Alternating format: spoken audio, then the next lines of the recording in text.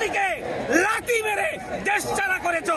তোমাদের কাছে এ জাতি কোনোদিন কোনো তদন্ত, কোনো বিচার আশা করে না।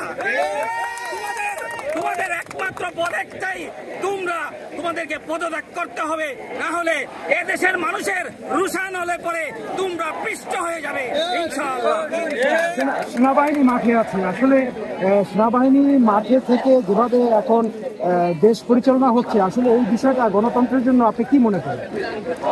সেনাবাহিনীকে এদেশের মানুষ একটি আশ্রয়স্থল হিসাবে জানে, কিন্তু এই বর্তমান সরকার সেনাবাহিনীকে এমন বিড়ালে পরিণত করেছে যারা বিন্দু মাত্র প্রতিবাদ করার সাহস রাখে না, বরং সেনাবাহিনী পুলিশের অর্ডার মেনে তাদেরকে কাজ করতে হয়।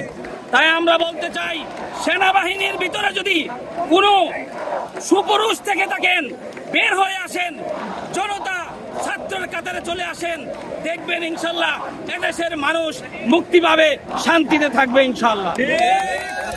আপনাদের সকলের চাওয়া কি? সকলে বলুন।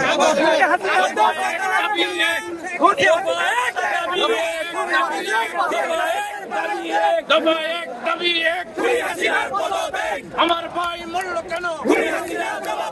খুনি হাসিনা জবাব দে। দফা এক দাবি এক, দফা এক দাবি এক।